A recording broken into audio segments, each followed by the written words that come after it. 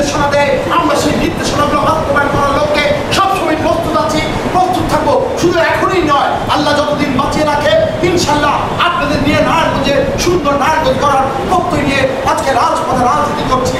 আপনারা আজকে আগামী 27 তারিখ আমাদের 30তম প্রতিষ্ঠা বার্ষিকী বাংলাদেশ আওয়ামী স্বেচ্ছাসেবক লীগে আমাদের কিছু নির্দেশনা আছে। আমাদের বাংলাদেশ আওয়ামী স্বেচ্ছাসেবক লীগের সম্মানিত কেন্দ্রীয় কমিটির সম্মানিত সভাপতি, আমাদের প্রিয় মানুষ, প্রিয় নেতা, যার নির্দেশ শোনার জন্য আমরা সবসময় বসে থাকি, সেই মেজবালক জনাব মেজবালক সাচ্চু ভাই। আরেকজন উপস্থিত আমাদের নেতৃবৃন্দ, সেই নেতৃত্ব বাংলাদেশ ছাত্রলীগ থেকে বেড়ে ওঠা একজন সাদামাটা মনের মানুষ, আমাদের বাংলাদেশ আওয়ামী স্বেচ্ছাসেবক লীগের সম্মানিত সাধারণ সম্পাদক জনাব একে আফজালুর রহমান বাবু ভাই। ওনারা যখন যে সময় আমাদেরকে আদেশ নির্দেশ দেন, আপনারা স্বেচ্ছাসেবক লীগ নারায়ণগঞ্জে মহানগরের পক্ষে আপনারা প্রতিটি নির্দেশনায় ইনশাল্লাহ বাস্তবায়ন করার লক্ষ্যে কাজ করেন। আগামী 27 তারিখ আমরা সব সময় যেইভাবে স্বেচ্ছাসেবক লীগের প্রতিষ্ঠা বার্ষিকী আমরা পালন করি, আমি এবার চাই আপনাদের নিয়ে নারায়ণগঞ্জের মানুষের মধ্যে ব্যানার ফেস্টিভ্যালের মাধ্যমে এবং বৃক্ষরোপণের মাধ্যমে যারা শহীদ হয়ে গেছেন তাদের দোয়ার মাত্রার কামনা এবং বিশেষ করে আমি চাচ্ছি আপনাদের নিয়ে এই দিনদের নিয়ে একবেলা যারা ঠিক মতো খেতে পারে না, একটা মুরগির রোস্ট দেখলে, একটু পোলাও দেখলে, একটা ডিম দেখলে খুব আনন্দিত হয়, সেই সব মানুষকে নিয়ে একবেলা খাবারের চিন্তা করছি। আমাদের বঙ্গবন্ধু সহ আমাদের নারায়ণগঞ্জে যারা আওয়ামী লীগের নেতৃত্ব দিয়ে যারা মৃত্যু হয়ে গেছে তাদের জন্য দোয়া করি। এবং আমি আর শুধু আমার কথাটা একটু বললাম, আরো অনেক কথা আছে। আমার 20টা করার ক্ষমতা নয়, 5টা করার ক্ষমতা আছে, আপনারা 5টা করে করবেন, কেউ উপরে চাপ নিয়ে নয়। কিন্তু 27 তারিখে আমরা সিদ্ধিরগঞ্জ সহ বন্দরে নারায়ণগঞ্জে আমরা দেখে দিতে চাই যে আমরা আছি, আমরা থাকবো, আমরা দলের জন্য কাজ করতে চাই। শুধুমাত্র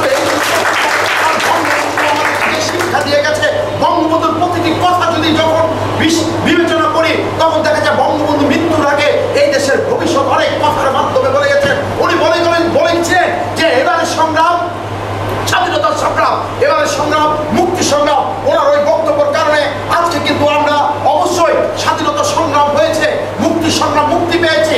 উনি কিন্তু এই কথাগুলো বলে গেছিলেন।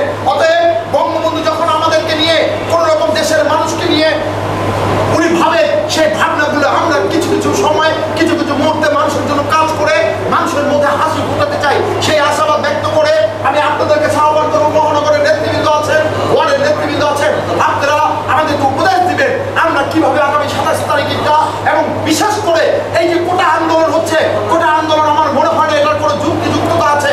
কারণ কোটা আন্দোলন আমরাও চাই যে যেই মানুষগুলো মেধাবী, যেই মানুষগুলো নিজেকে প্রতিষ্ঠিত করতে চায়, এরা প্রত্যেকেই সুযোগ পায়। কিন্তু মনে রাখতে হবে, স্বাধীনতা যারা অর্জন করেছে তাদেরকে অবশ্যই ওইভাবে প্রাধান্য দিতে হবে। যাদের দ্বারা আমরা দেশ পেয়েছি, যাদের দ্বারা আমরা লাল সবুজের পতাকা পেয়েছি, তাদের জন্য আমাদের আলাদা রেসপেক্ট থাকবে, আলাদা সম্মান থাকবে।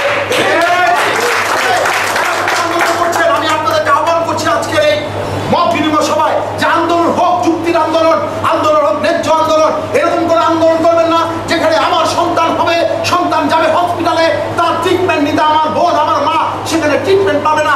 আপনারা গালিদারিও ভেঙেছিল, অপরাধ করছেন, আজকে একের পর এক অন্যায়ভাবে সারা বাংলাদেশকে অচল করতে চাচ্ছেন।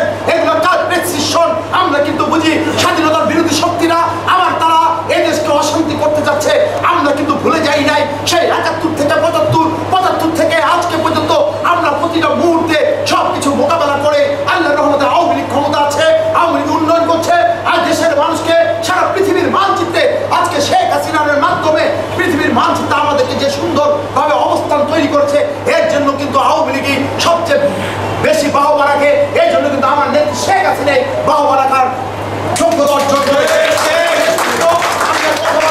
আমি শুধু অনুরোধ করবো আপনারা চোখ খান খোলা রাখবেন, সজাগ থাকবেন, কোথায় কোন ষড়যন্ত্র হচ্ছে।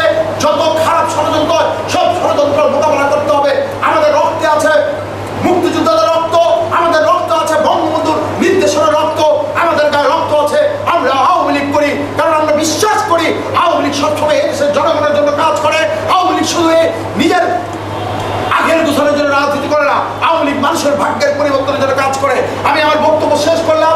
আপনারা যে যে বক্তব্য দিবেন তার পরিচয় নাম দিয়ে বলবেন যে এইভাবে প্রতিষ্ঠা বার্ষিকী করলে ভালো হয়, এইভাবে কোঠা আন্দোলন যারা করছেন তাদেরকে তাদের বিরুদ্ধে প্রতিহত করতে হবে, করলে ভালো। আপনি আমাদের উপদেশ দিবেন। সবাই ভালো থাকবেন, সুস্থ থাকবেন।